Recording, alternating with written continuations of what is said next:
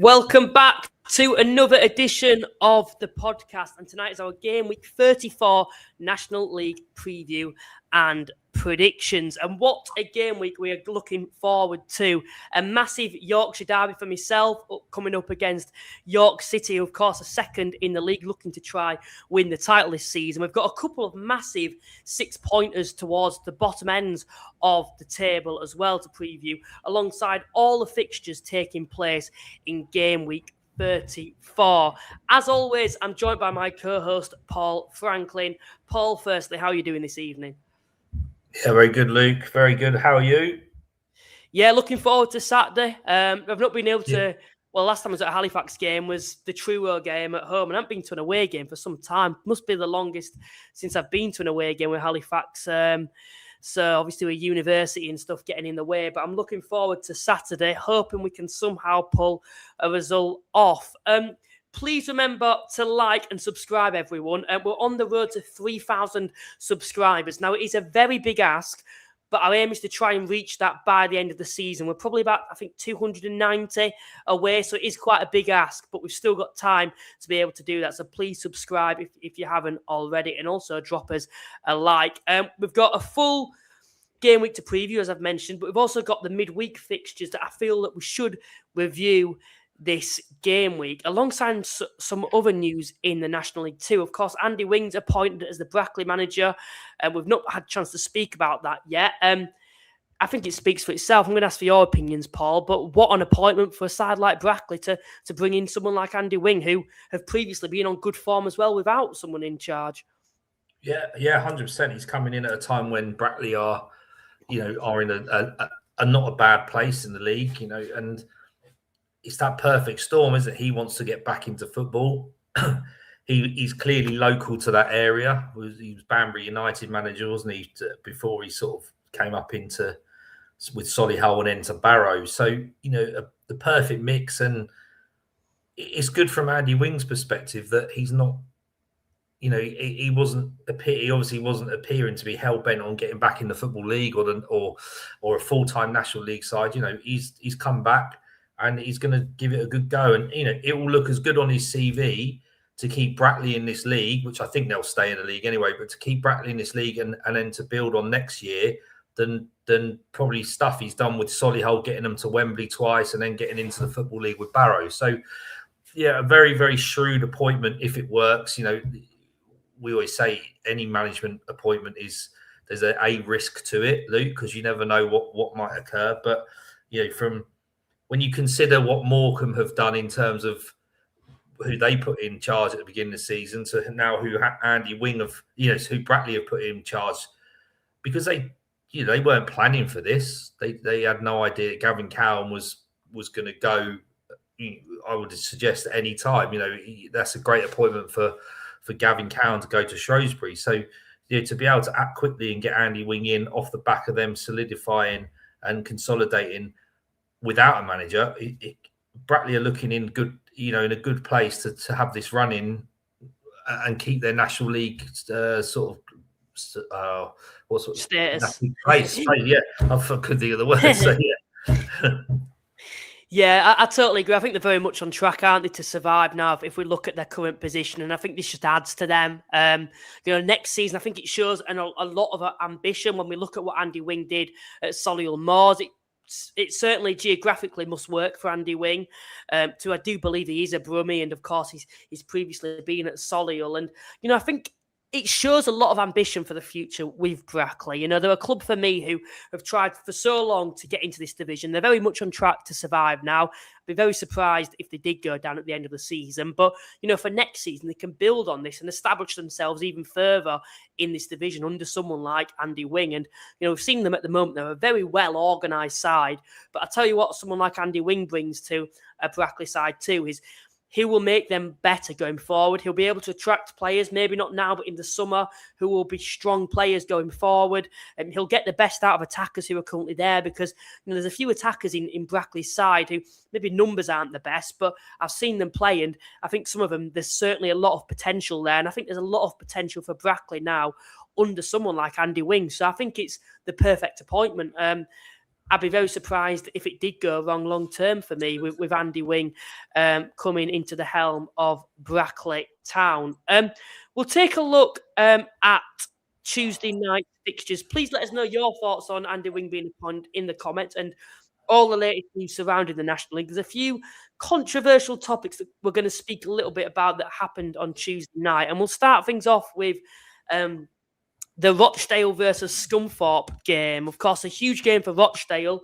Of course, still remain in the league, but they did drop points to Scunthorpe. A good point for Scunthorpe, who have had as of late, I suppose. And you look at the last couple of fixtures, losing to Carlisle and Boston in the way they did. So to get back, not to winning ways, but picking up needed results. I think it shows a lot of character from them to not drop off, as we've seen a lot of other sides do. And it's a strong point at Rochdale. But away from that, of course, it's something very controversial happened in the match. A penalty was awarded to Rochdale. And then Manny Dizarue went up to take it. He stopped, thinking, to then further retake it. And I suppose, and this is, I'm kind of agreeing with you here, the rules are that, if you're running up to the penalty and you stop, then it's an indirect free kick to the opposition. And the referee's done that. Now, I'm going to get your thoughts on it, and then I'm going to give you my opinion too. As I've stated there, I think that's what you feel, isn't it? You agree with how the rules... No, I mean, I got that wrong, Luke, because someone's very kindly posted under the thread today for the advert on X. It says a player has completed a run-up and feints to kick the ball, but in the end does not touch the ball. What's the correct decision? And he said the player's cautioned for unsporting behaviour, so he should have got a yellow card. But the referee then signals for the penalty kick to be taken, so it suggests that he then has to retake the penalty kick. A free kick cannot be awarded against the offender because the ball was not in play. The ball's currently dead. So it appears on the face that the referee's got it wrong. He should have allowed Manny Dizarue to retake. He hasn't, and Scunthorpe have got away with the point. So a tough one for Rochdale because, it's 4 points dropped in 2 games, really, with the 2 draws they've had. And, who was to know whether, would they have still gone on to win the game? Would it still been a draw? It's all ifs, buts and maybes. But it's a very unusual situation. You'd like to think at that level the referees are going to know the rules for everything. But sometimes they don't because it's such a nuanced sort of situation to be in. Give you an example: when Wrexham were in the National League, they played against Wealdstone at the Vale. They hit in the last minute. They hit a free kick. It hit the bar, bounced back to the free kick taker on the edge of the box, who then put the ball in. It shouldn't have been given because no one else has touched the ball, but no one really knew the rule until afterwards. And I think that's a similar thing here with Scunthorpe and Rochdale is, as much as we, in hindsight, we can Google it and find the answers, at that particular time, probably no one really knew what the outcome should have been.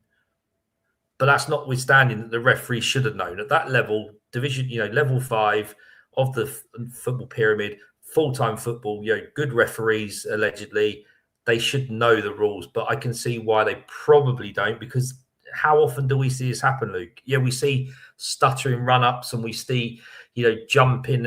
It's very rare that we see someone attempt to get to the ball, straight to the ball and then not kick it. So I think what's also important just to mention as well, in the whole situation, now, of course, we weren't down near the pitch ourselves, but Rochdale's manager Jim McNulty's come out and stated it. Manny Disarue's come out and stated it.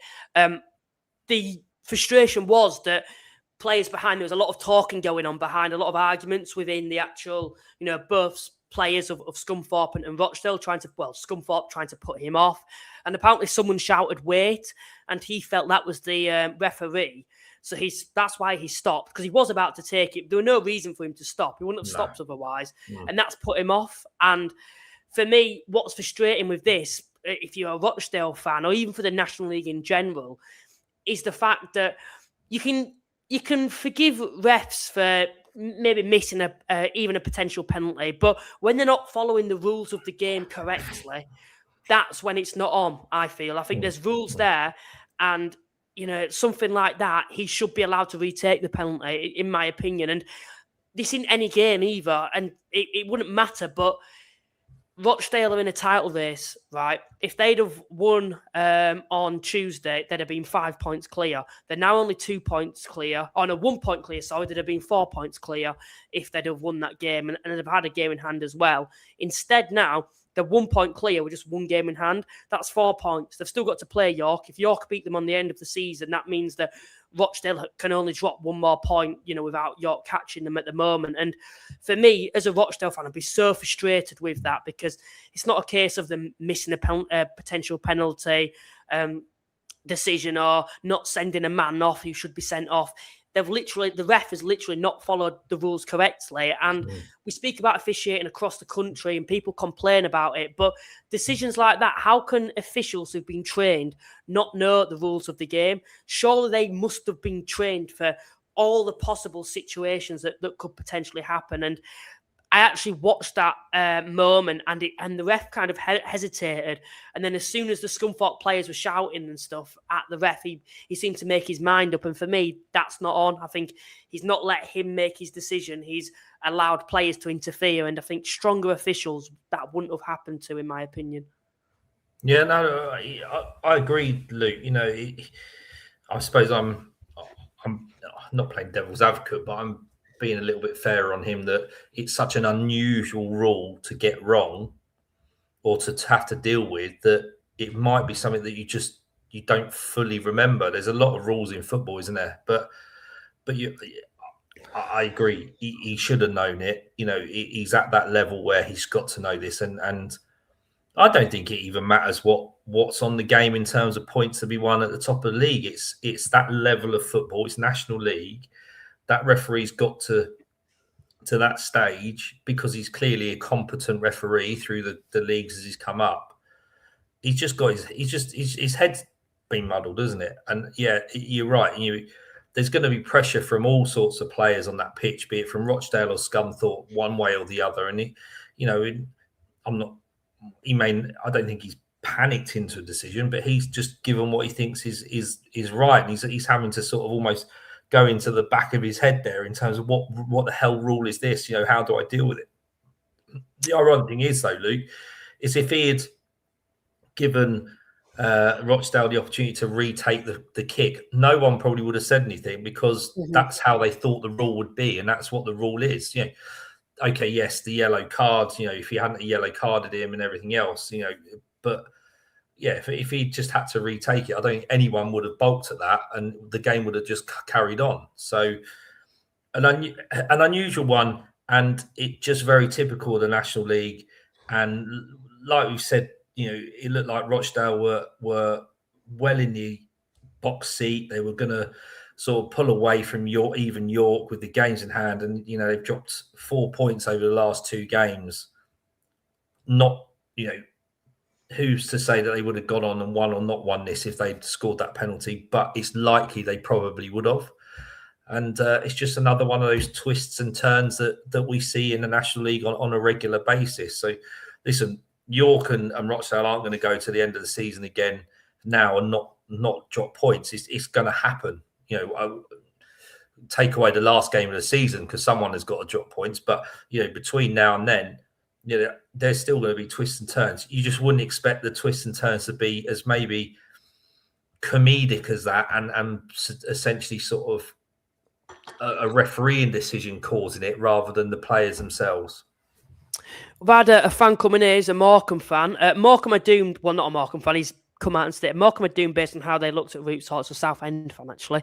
Players gave up after 20 minutes. Felt for the 90 fans who made that long trip. Yeah, I was hoping for a bit of an upset. Of course, as a Halifax fan, feels like the race for the playoffs was between Halifax and Southend. Maybe Forest Green are dragged into it now, and maybe there's an outside shot for Hartlepool to sneak in. But I'm always looking at Southend's results at the moment.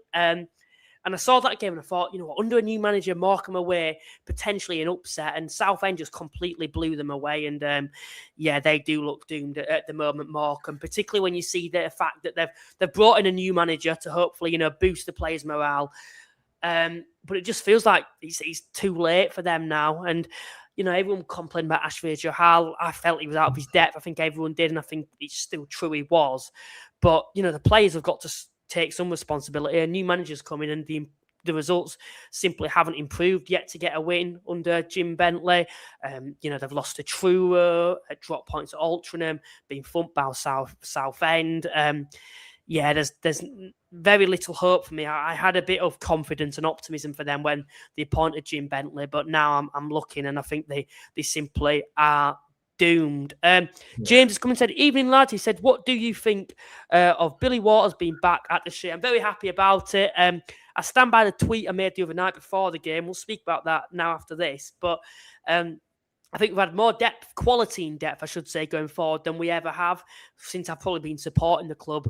When I think of the amount of quality players, I've got a 20 goal a season striker who's on 20 goals. You've got Josh Hamami, Billy Waters coming back, who we can get the best out of. I think we're quite blessed in that department, but that should really bring us on to Tuesday's night's game, I suppose. We will go on to the rest of the comments shortly.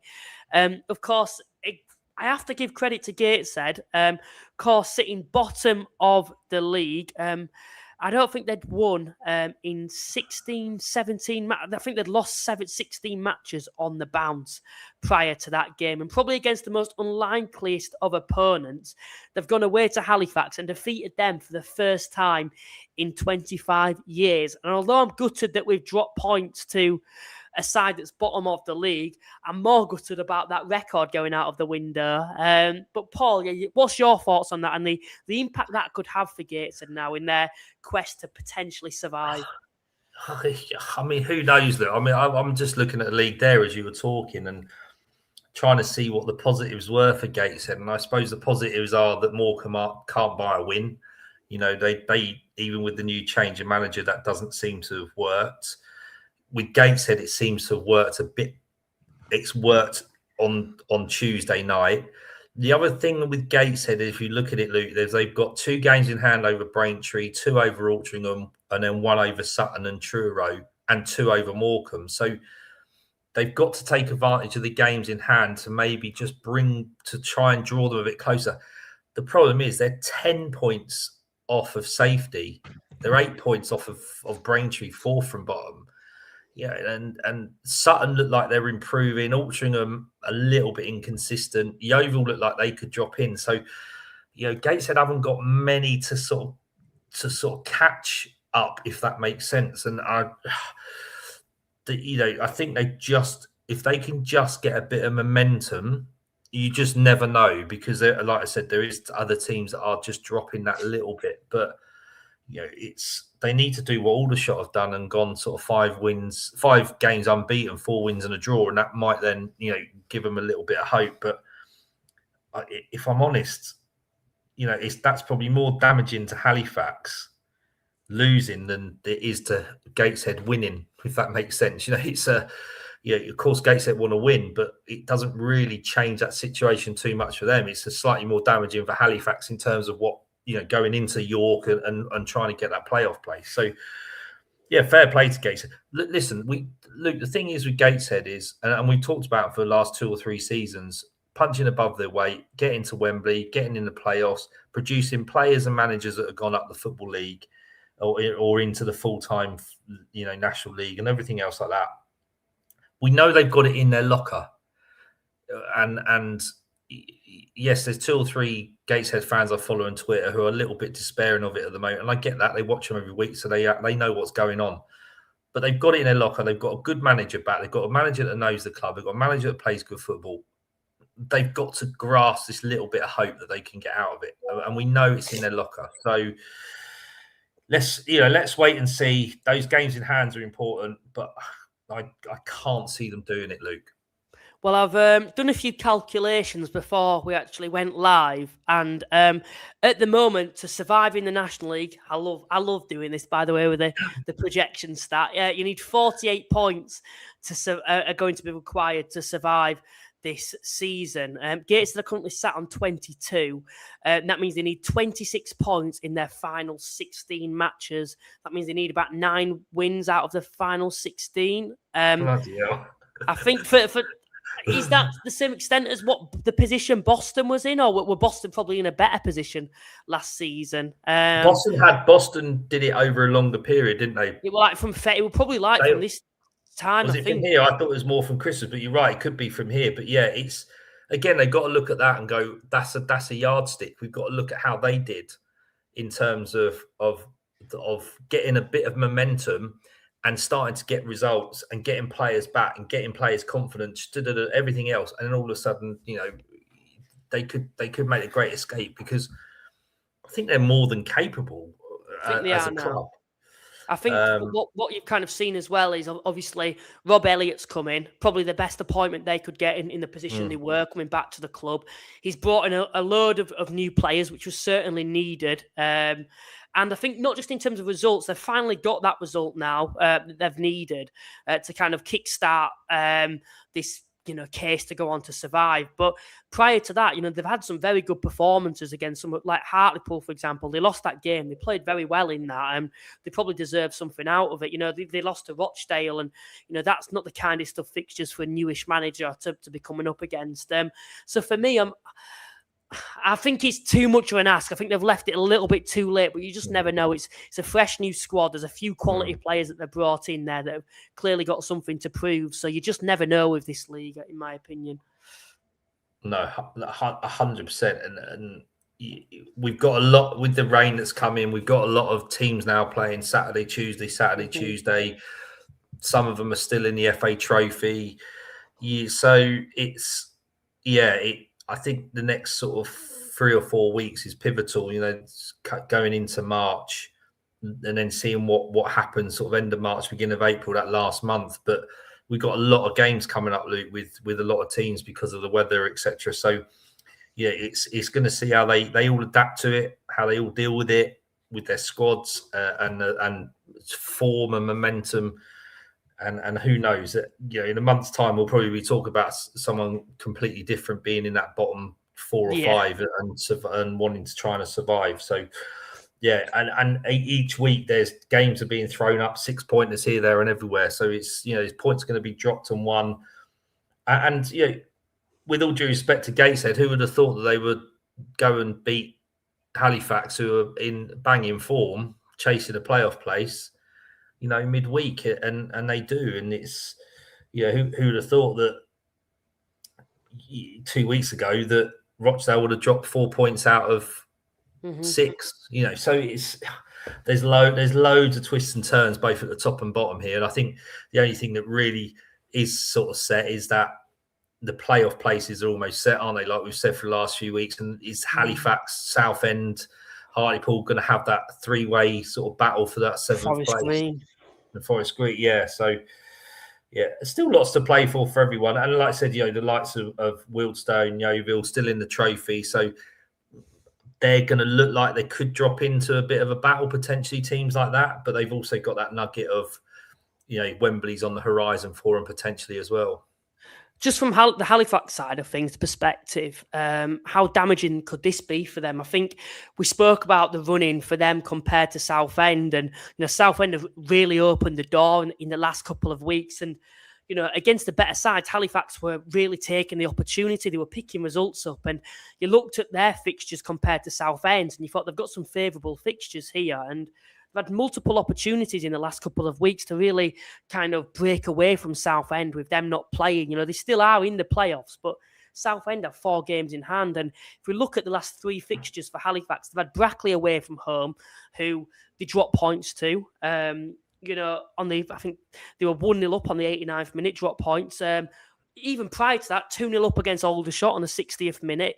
When you're 2-0 up against the side in the bottom half, I know Aldershot have really improved. You should still be taking maximum points out of that game. They beat Truro, yes, just. But then, once again now, bottom of the league at home, they've gone and lost that. And you look at those 4 fixtures, and to have only picked up 5 points from those 4 fixtures, for me, that's quite disappointing considering some of the games they've got coming up. York away on Saturday is a free hit, to be honest. It can't be anything but, because of the differences in not only quality but depth as well as the game goes on. They're a completely different proposition to anyone else in this division bar Rochdale. So for me, I look at Halifax and I think they've kind of shot themselves in the foot in the last couple of weeks when Southend have really opened the door for them. Yeah.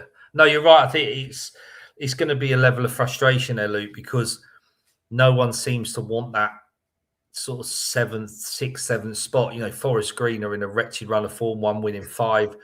You look at Halifax, 2 losses out of 5. One of them also is a draw, so only 2 wins in 5 when they're Southend, 2 wins in 5. You think all these teams trying to push up there, if they can just get that bit of consistency, they're going to knock on the door of Forest Green, Scunthorpe, even Boreham Wood, 1 win in 5.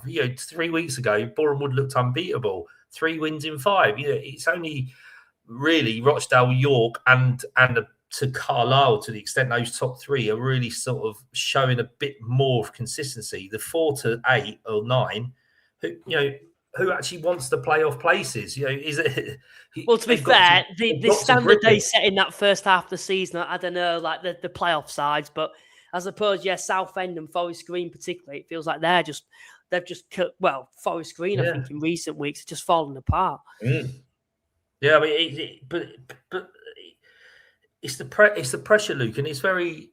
It's easy for us to say, being supporters and commentators and what have you on this, but pressure starts to tell. The amount of games start to tell. These football managers aren't daft, right? They have access to all sorts of programs, analysts, social media, internet, to be able to analyze and work out who they're playing, their opposition. And if they're worth their salts, they'll go and set game plans to beat the opposition or try and beat the opposition. So, what might have happened earlier in the season with Forest Green, the way they play, the way York play, the way Morecambe play, whoever it may be, they start to get exploited a little bit because they played 20, 30 games. And so teams and managers and players know how these teams play. So you're better adapted to try and play against them and to get results against them. So, the league almost shrinks in terms of the quality and the class between them because teams know how to play. Then we get the problems with pitches and backlogs of fixtures and cut runs, and the whole lot comes into that mix, Luke, and pressure starts getting put on these managers and whatever. So, it's interesting, isn't it? It's interesting how, as we get into that sharp end of the season now, how teams are starting to sort of chop and change and not show consistency maybe where we think they should. We've had a Boston fan who said, even guys, as a Boston fan, do you think that we are still in a relegation battle or could even reach for the playoffs? 12 points off the playoffs, I think, is a little bit too optimistic. However, safety for next season is probably all but confirmed for them, I feel, under Paul Hurst. When he was appointed, I was really excited to see what he can do at Boston, and he's certainly solidified your place in the National League. And if he's still there next season, which he should be, Boston can really progress as a football club for me. Any thoughts, Paul? I mean, they haven't lost in 5, Luke, so 4 of them are wins. If they go another 5 games where they get 13 points, they'll be at that 48 point mark, and they'll be way beyond staying up. The only thing the good thing is that they've got points on the board, but they played 2 or 3 games more than some of the other teams below them. So if those teams do win their games in hand, because of this disparity around fixtures, they might get pulled in. But I genuinely can't see it. We've just spoken about inconsistency in teams. Boston are one of those ones that have shown a bit more consistency and are showing form, a bit like Aldershot. Took John Coleman a while to almost get his team and him sorted there. They haven't lost in 5, and they're looking impressive. So, I think Boston are going to be fine. Knocking on the door of the playoffs, probably a little bit hopeful. But you just never know as it comes into sort of April where they might be. But I think survival's the first problem. Get that done, and then you can start looking upwards.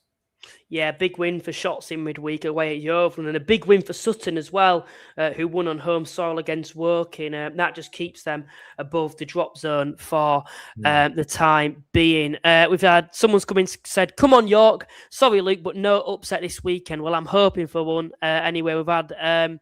We've also had come in tonight. We've had Lee said Halifax will get something at York. They always give them a good game. Well, we have quite a good record against York overall, so you never know.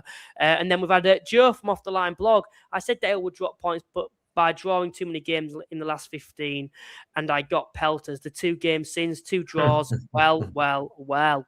And then we've also had John. Robbie Savage said after Carlisle beat them 4-2, wait till we get them back to our place. I can't wait, he said. 3-1, Robbie, and it should have been 5-1.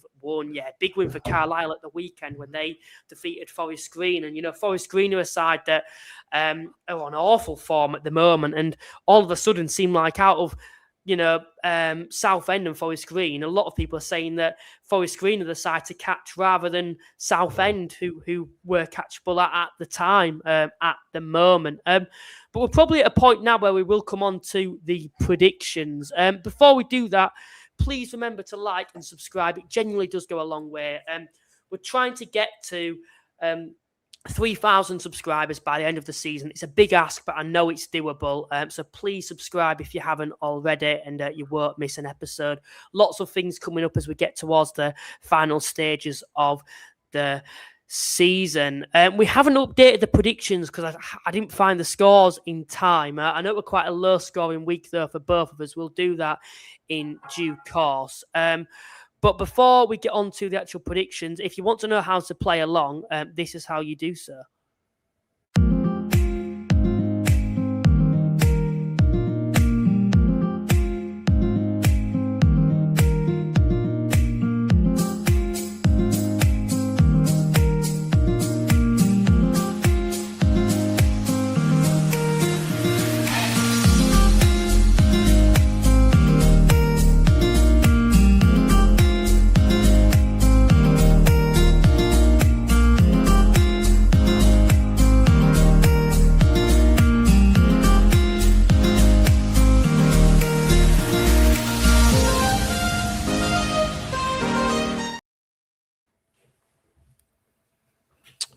Doesn't seem to want to get to the right slide anyway, but we'll see how that looks anyway. And then we'll get straight into the actual predictions. We don't think we can get the usual slide up anyway, which is a bit annoying. But we will get on with the predictions. And looking at the first game to preview, it is, of course, going to be Aldershot versus Scunthorpe United. Tricky game for, I suppose, Scunthorpe coming up against a very informed Aldershot side, scoring a lot of goals as well, are the shots in the moment. The third in the form table too. Scunthorpe, as we've mentioned, been on a bit of mixed form as of late, but a big point in midweek against Rochdale. I think this could be a bit of a cracker. I think they're playing Aldershot at a bad time, but both sides seem to score a lot of goals. And have both, more Scunthorpe, I suppose, have conceded a fair few in recent weeks. I suppose this is my freak result of the game week. Aldershot 4, Scunthorpe 3. How do you see it going? Blimey, Lee. That is a good one. It came off once, didn't it? We'll have to see. You're right. Yeah. I looked at this earlier. I was like, blimey, this could be a good game. I've gone a bit more conservative. I've gone with the 2-2 draw. So I've gone with the higher scoring draw. As someone said there, Aldershot superb, aggressive, physical, and full of running. Yeovil really poor. So shots have got a different proposition in Scunthorpe to Yeovil, but they're going to go into high in confidence. Scunthorpe are they're confident anyway. They've just carried on as normal this season and are doing them exceptionally well. But yeah, that looks like a good, entertaining game. Not quite sure it'll be 4-3, but you never know. So I've gone with 2-2. 2-2 for that one then. We'll move on to the next fixture, which is going to be Altrincham versus Braintree, a massive 6-pointer towards the bottom. Altrincham have been dragged right into it as of late. A defeat for them would see them just be 1 point above the drop zone. And Braintree, will be a point behind them. Altrincham, I think, have more than enough to survive this season when I compare them to some of the sides around them. But they need to start picking results up. I believe they beat Wealdstone on Saturday, I think, if I remember rightly. Was it Wealdstone? No, beat them in the week. Beat them 1-0 last week in the week. Last week. Yeah, they beat them anyway. So they need to back that up with another win on home soil against Braintree. But it's a big game. Braintree come into this unbeaten in 3. I compare both sides, and I think for Altrincham they've got more quality than Braintree overall, and they should win this game for me. They should. I'm going to go Altrincham 2, Braintree 0. How do you see it going? Oh, I had 2-1 Altrincham. I think you're right. This is tight. It's a horrible 6-pointer, isn't it, to be involved in? I think the winners out of this game are going to be Sutton, because Sutton are playing Wealdstone. So it's at home. So it could be someone down there is going to drop points, Altrincham, Braintree, or both of them. So a tough one. I think you're right, Luke. Altrincham have got quality on paper. I know you don't win football games written on paper, but they've got a bit more quality. But Braintree are hanging in there. They're nearer to surviving than going down, if that makes sense, in terms of the points they've got. So they're going to be holding on to that and going to try and nick something out of this game, because it's something they need to do. But I think Altrincham are just going to have a little bit too much. 2-1 to Altrincham. Moving on to the next fixture, it's going to be Boreham Wood versus Forest Green Rovers. It's a battle of the playoff side, I suppose. Forest Green, though, just 1 win in 7 for them and 3 defeats on the spin too. From Boreham Wood's perspective, back on track after a tough couple of weeks. I think they've won the last 2 games, which they needed to do. And they're at home here against Forest Green. How do you see it going? Yes. Not a game that Forest Green want to be playing in their run of form, is it? Boreham Wood slightly improved over the last 2 games compared to their previous 3. But I think this will be 3-2 to Boreham Wood. I think it'll be entertaining. They're both, scoring a fair amount of goals. They've both got good attacking options. I mean, Forest Green have got so many players. It depends. Robbie Savage has got to try and find the right formula here, and he's right 11. But Boreham Wood are much more settled, and I think they'll win this 3-2. Concern for me with Forest Green, what it's been throughout the season, is the actual signings that they've brought in. Have they lived up to expectations? Like, they've brought in a lot of players, but a lot of those players haven't lived up to it. I know they brought Joshua Sude in, haven't they, recently? And a lot of people have actually complained about that, because he wasn't always getting into Working's team, but potentially that might fit for Forest Green where it didn't for Working, as a super sub. We've seen, Robbie Savage change his side as the game goes on, and the impact that can have as the game progresses with some of the players he can bring on. And he's a perfect sub to bring on, or potentially may even start in this team in a different type of system to work in. But, when I recall all the players that they've brought in, how many of them have really, significantly improve them as the season goes on? Do I think they're a weaker side than what they were in the first couple of weeks when they were battling it out the top? Yes, I think they're a lot more beatable now. I think they've been found out a lot more, and it doesn't feel like there's really he doesn't necessarily know his best 11 as of late, because he's often changing it, and I know he likes to do that to adapt to different games. I understand that, but it just feels like they've got that much depth. I think any manager would often struggle to know his best 11, and I've mentioned these signings who've come in. The only one for me who's really been exceptional, I'd say, is Ricardo Rees, who's coming from Merthyr Town. But apart from that, I look at a lot of the players who've come in. Of course, to replace a few who've left as well. Harry Whitwell's left, which is a major loss. But I don't think many of them have really lived up to expectation, if I'm being honest. And they're looking like a side that are in threat of dropping out of the playoffs, and even if they do maintain one, it feels like with the way they're playing at the moment, they're going to be knocked out straight away. Yeah, no, I agree. They've got to arrest that slide. Boreham Wood isn't probably the team they want to be facing to arrest that slide, but they've got to be careful that their season doesn't peter out, and they're battling for that playoff place with the amount of investment that Robbie Savage has made in that team in terms of bringing players in. Luke Garrard has got a much more settled squad and a much more settled side. I think he lost Jeff King, which was a big blow, and they changed the goalie, so they've gone through a little bit of a transition, Boreham Wood, but they'll be back on track, and they sit comfortably in those playoff places at the moment. I think they'll get a win on Saturday to consolidate that.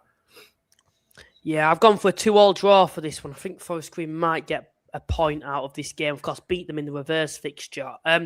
Moving on to the next game. Boston United, 4 wins on the spin for them, by the way, coming up against the Tamworth side, who aren't on the worst run themselves either, although they haven't been on a winning streak, more of a drawing streak, I have to say, as of late. They've drawn 4 of the last 5 games. Boston, for me, they look very good at the moment, I have to say, under Paul Hurst. I've been very impressed with them, and I think they're going to get another win here on home soil, a 2-1 victory. How do you see it going? Yeah, I've gone with 2-0. I mean, they're going to be massively buoyed by the fact that they went away to Scunthorpe in their last game, which is obviously a local derby, and to score 6 at Scunthorpe score 6 anywhere away from home is decent. To score 6 at your local rivals, and they've not played each other too much in the last few years, so they're going to be well up for it. And apart from that, they've managed to get a 2-1 win, 1-0 win, a 1-0 win. So I've gone with 2-0 to Boston. I don't think it's going to be a 6-3 extravaganza, but I do think they'll win. So, 2-0 to Boston. Even the Tamworth fans are not particularly confident for this game. Apparently the performances haven't been the greatest as of late. They're another side that won't be wanting to get dragged into it. Of course, they look very comfortable at the moment, but we've seen how quickly sides can get dragged into a relegation battle in this league. We'll move on to the next fixture that we're going to preview, and it's going to be Brackley versus Southend. Now, on the topic of Brackley, we've spoke about it tonight. A new manager in Andy Wing coming in there. On home soil, where they've been pretty good this season. They've only conceded 15 goals in the 15 home games they've played. And they're coming against the Southend United side that will be looking to get that second win after defeating Morecambe. But this is going to be a very tricky game for them, coming up against a side with a new manager bounce. They've been very good at home, Brackley, this season. And, in previous seasons for Southend, this is the type of game where they would slip up. And I think for them this season, is it going to be a case of them, slipping up again, or have they improved since then? I think they're playing Brackley at a bad time, and I'm going to go for a 1-1 draw. How do you see it going? Yeah, I've gone for exactly the same, Luke. Very miserly in defence, don't score many. Southend are good defensively, probably don't score huge amounts, probably should score more, blah, blah, blah. Yeah, I think it's going to be a real tough 1-1 draw. Yeah, it's a game for Southend that they could do with winning as well, just to climb back into the playoffs. We're going to come on to Halifax shortly, but they've got a tough game against York, so it could be an opportunity to climb back in. Moving on to Carlisle, who I'm going to give a lot of credit, I have to say, in recent weeks. They've pulled it out of the bag, wins against Scunthorpe, wins against Forest Green Rovers, and they're starting to pull away from the sides below them in the playoffs, and really starting to cement that third place in the playoffs to give them that bye until the semi-final. The title is probably out of reach now for them, so it's just about cementing this playoff place now for them in the top 3 to give them that home tie. And I think for Carlisle too, if they can they've got a nice run until the end of the season. I think the only side in the top 7 left to play is Halifax at the moment. And the rest of the games, are sides outside of the top 7. So they could really get some momentum going into the playoffs. They're coming up against the Yeovil side. That I feel it's a season to forget for them. Should have enough to survive, but it's been a really underwhelming season. And of course, losing in midweek to an informed Aldershot side, I don't have much confidence for them going up to Carlisle a long way. And I'm going to go for a 3-1 Carlisle victory. How do you see it going? I've gone 3-0 to Carlisle. So similar ideas in terms of them scoring goals. Yeah, I mean, you look at Carlisle. We talked about Carlisle flattering to deceive. Mark Hughes not having good defence. Great in attack, and that we spoke about over the last few months. In the last 5 games, they've lost to Rochdale and York. I don't think there's any shame in that. They've given them a game. They've come up a little bit short, which we would probably expect. But they've beaten the other 3 teams that you'd expect them to beat. So, you've got to expect them to go into a game at home against a Yeovil side that aren't particularly in form and haven't really pulled up any trees. And as you say, Luke, the fact they're in the FA Trophy is probably the only bright spot for Yeovil at the moment. They've got rid of Mark Cooper. They brought in, was it the fella from Where did he come from? It's gone out of my head now. Oh, I know you're the guy who's at ex-Eastleigh manager. No, I can't remember who it is. But they brought in someone from a lower league. Billy Rowley, that's it. Billy Rowley, yeah. Walton and Hersham, wasn't it? But hoping that he'd be sort of the answer. I have no idea how tough or not he's finding it, but clearly it's not going quite as well as they probably would have wanted because they're nearer the bottom than the top. With the club like Yeovil, they should probably be nearer that top half than the bottom half. But it is what it is, and I think Carlisle will take advantage of that and will win 3-0. I want to read this comment out because he scored an excellent solo goal. I don't know if you saw it at the weekend. Yeah. David Ajiboy is like a new sign. He's on fire. Carlisle 3-1. Yeovil, Regan Linney and Con Clark will be on the bench. That's a very interesting topic, conversation. We speak about that, of course. Regan Linney, we speak about his form, but I don't think it's necessarily a bad thing because other players have stepped up, I feel, for Carlisle, for me. And I think Regan Linney, they're not as reliant as what they were early on in the season.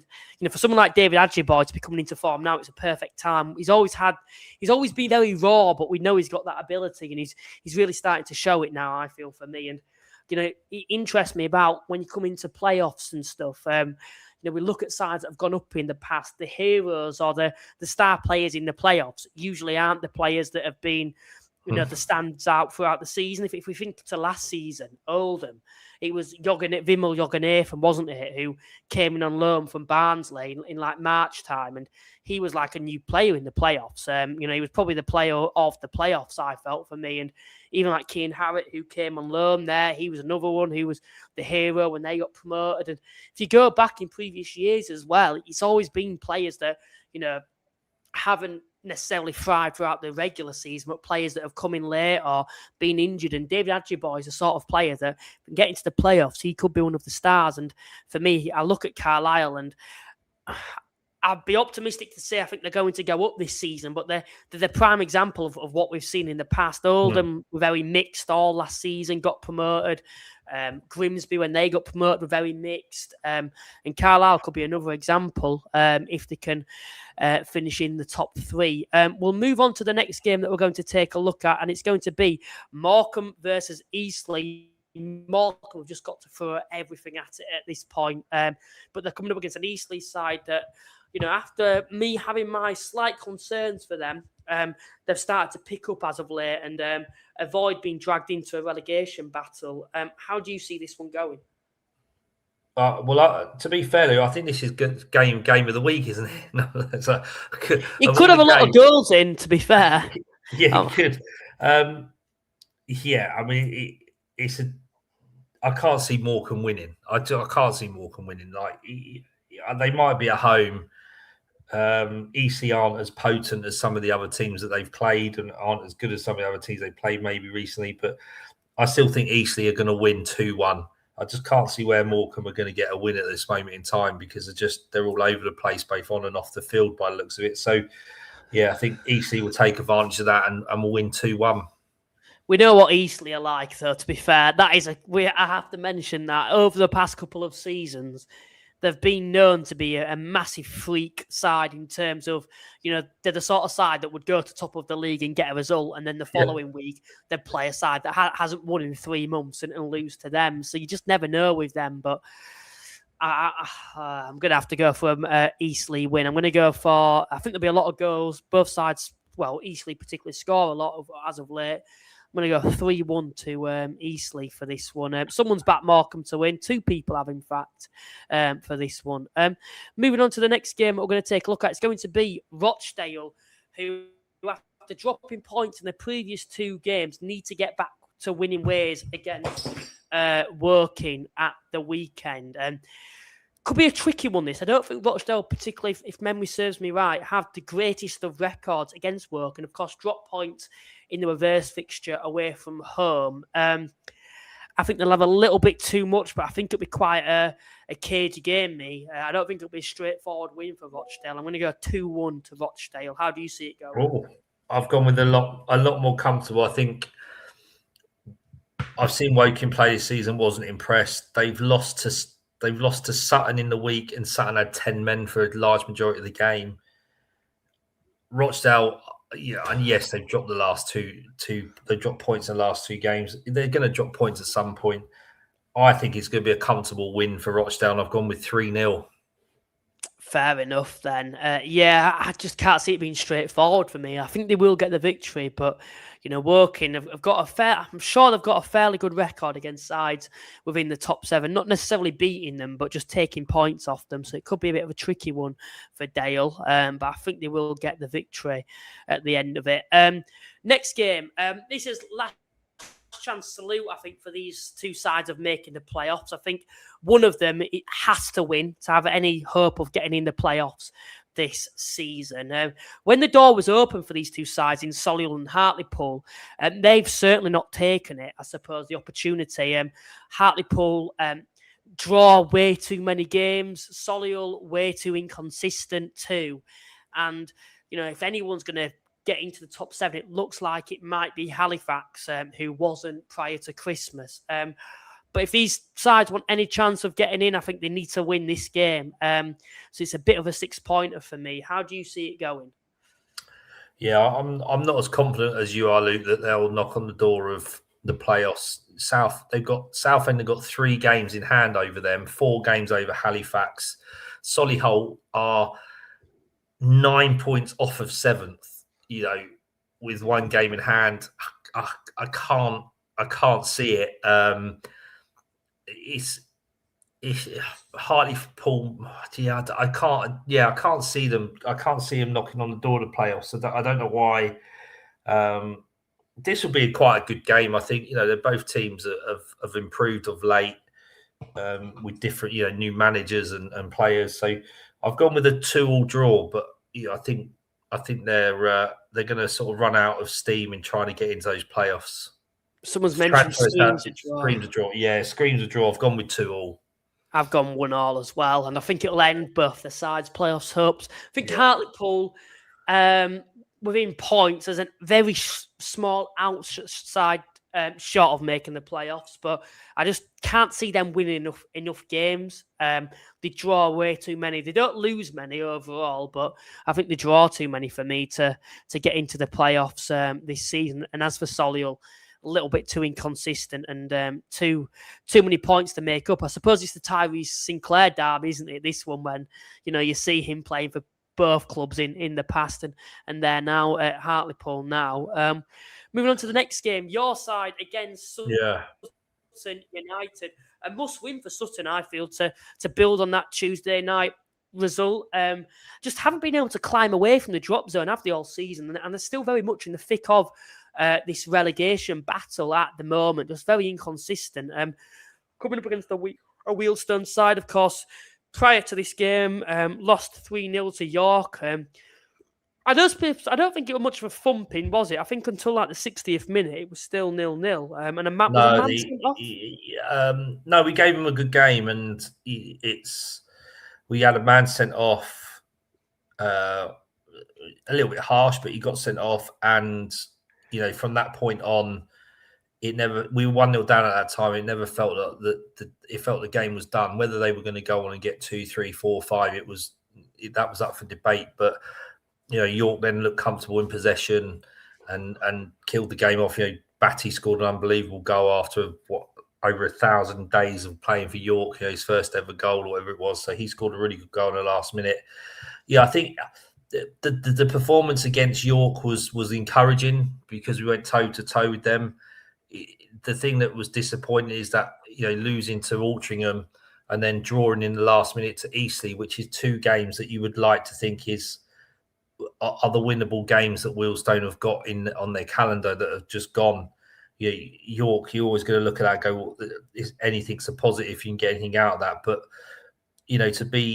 to go down and lose 1-0 and be a bit toothless at Altrincham and to defend like they did in the last minute to let the goal in to make it 2-2 at Eastleigh when that looked fairly comfortable, that's the disappointing results, Luke. So, look, we can't go to Sutton on Saturday and think this is a game that we'll win because we happen to be above them in the league.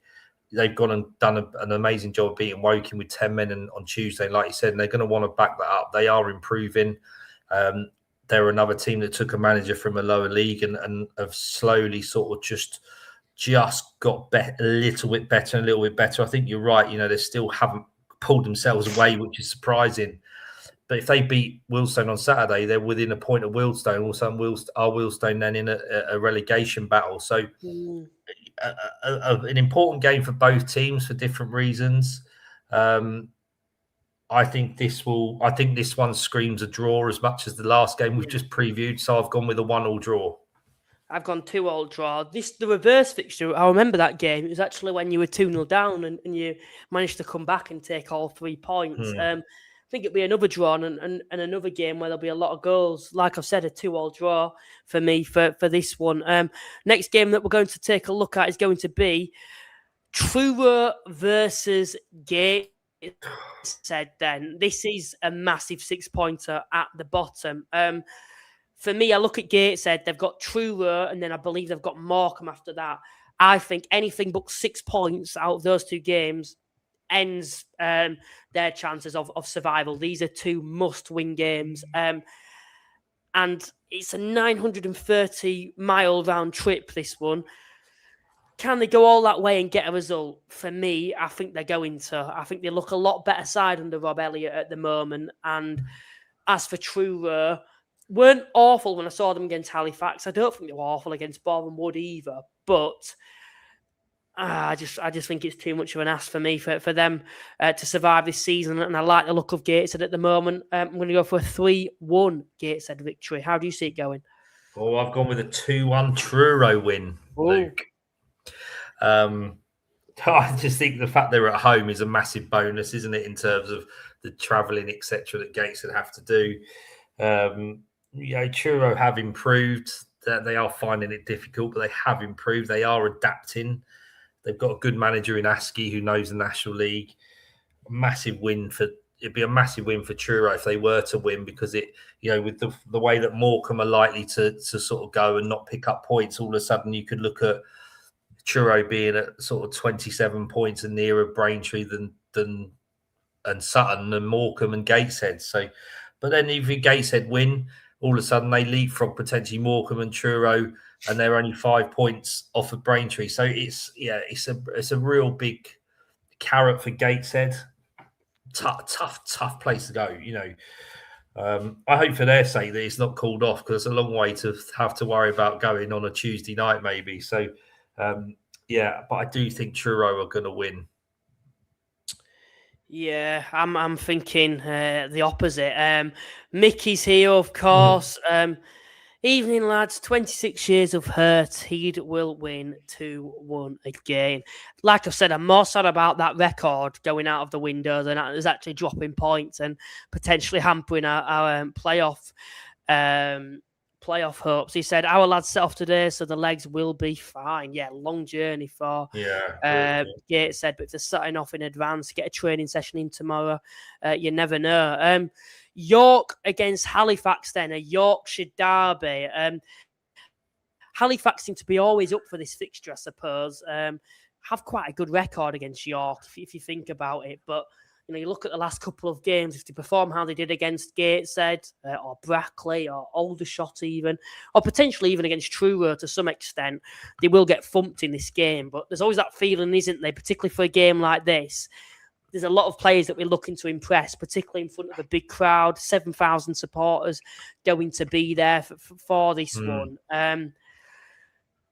I'm just thinking it's just going to be too much of an ask for Halifax. I'd love us to go there and get something, but you look at York at the moment, it just feels like they're a bit unstoppable, doesn't it? Just finding ways to win. And based on how Halifax have defended in recent weeks, not really going forward, but more on the defensive side of things, I think when I look at York's attack, they could hurt us, and I'm going to go for a 3-1 York City victory. I'd love us to get something, but I can't see it this time. I was more confident last year, and I think I forecast us to lose that one. But this year, I'm not too confident with the way we play. I think we'll do better against the weaker sides, but not a club like York, to be honest. Well, I've gone with you, Luke. 3-1 as well. Well, have your affairs. Yeah. So me saying that probably means Halifax will win, right? Fingers crossed. That's the aim. Yeah, I think you're right, Luke. York at home in front of, I don't know how many Halifax are taking, but the majority obviously are going to be York fans. Yes, they beat Wealdstone on Saturday, and they had a good crowd down there, and they that to work for their result, and they got it quite convincingly in the end. And they're going to be going into this off the back of Rochdale dropping 4 points. They're going to be buoyed by that, aren't they? They've seen them drop points in the week, which is probably something they might not have expected. So they are well up. I think they haven't lost in about 24 games. So you can't really, don't matter who they're playing at the moment, you can't really bet against York winning it, just maybe by how many. I think York are always susceptible to letting a goal in. Yes, they got a clean sheet last week, but they're susceptible to letting a goal in. But they've got so much firepower in terms of forward play and options that, and the way that they play at home, I think just be too much for Halifax. But Halifax will give them a game. That there's no two ways about that. So yeah, York 3, Halifax 1. I think it's about staying in the game from Halifax's perspective. I think if York get an early goal, then it could be a long afternoon. Need something like we had last year, 2-0 up after 10 minutes.